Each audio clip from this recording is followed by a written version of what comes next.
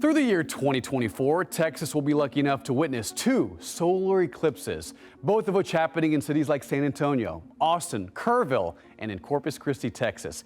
And remember, this happens when the moon passes in between the Earth and the sun, casting a shadow onto the Earth's surface.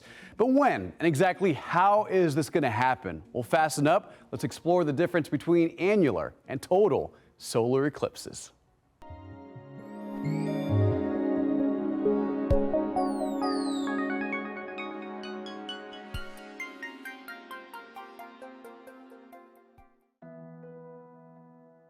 When you look into the night sky, what do you see?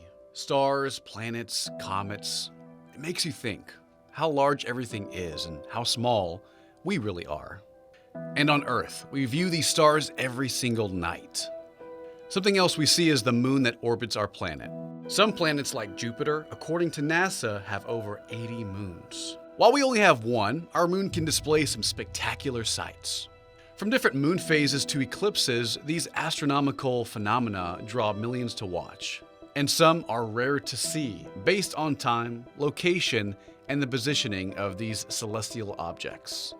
One very unique astronomical event is happening on October 14th and another one on April 8th, 2024. Both solar eclipses, but 2 different types. One, an annular eclipse, and the other, a total eclipse. Let's explain. An eclipse is when the moon passes in between the sun and the earth, allowing for a shadow to reach the earth's surface, leaving some in darkness as the shadow moves across the planet. Now, the main distinction is position. Remember, the moon's orbit around the earth isn't a perfect circle, nor is the earth's orbit around the sun. It's more of an ellipse, or an oval shape. Because of this, it causes the moon to push and pull during different phases. One position is called apogee, when the moon is farther and smaller in the sky. The second position is perigee, when it's closer and larger. But because of this oval orbit and its slight tilt, we don't see an eclipse every month. It rarely lines up perfectly. The moon is either too high or too low relative to Earth to block the sun. So it takes a rare moment when the moon's orbit lines up exactly for the Earth to witness an eclipse. When it's farther away, typically, the moon doesn't fully cover the sun, leading to an annular eclipse. When it's annular, the shadow the moon creates on Earth is a very small area when projected onto the surface. The penumbra is the larger part of the shadow that is lighter than the center, where the umbra is the darker part of the shadow, which again is a very small area. While the penumbra can stretch hundreds of miles across continents, the umbra, the darkest part of the shadow, typically will have a width of around 90 miles, which means only some are able to see totality or annularity depending on the type of eclipse. What's going to happen is the moon's going to pass in between the Earth and the sun, right? And so if the moon is farther away from the Earth, it's almost like the nickel passing in front of the quarter. It won't cover the entire quarter. However, when the moon is closer to the Earth on its orbit, it's going to be like the quarter covering the nickel from our view, and that's why we will completely, total eclipse it in April of 24.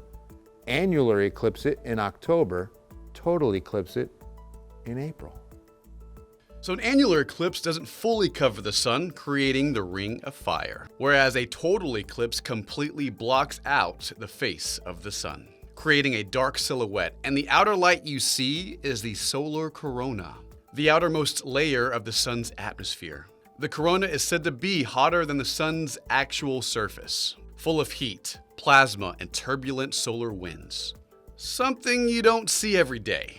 Make sure to watch the eclipse safely. All it takes is a split second with direct sunlight to cause damage to your vision. Be sure to look through safe solar viewing glasses. So the best way to view the eclipse is with eclipse glasses. You cannot look at the sun with your naked eye. You cannot look at this eclipse with sunglasses. You need these kind of glasses. And so when you put these on, you can look right up at it. Like right now, I can't see anything. But when you're looking at an eclipse, you're going to see the entire thing safely with these glasses on. How do they look?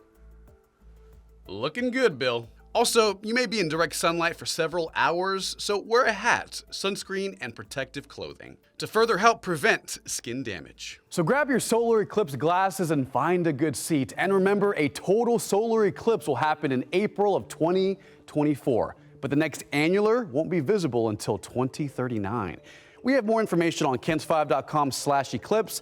If you have any other questions, feel free to contact a meteorologist here at KENS 5 because this eclipse will happen without a shadow of a doubt. Until next time, have a great one.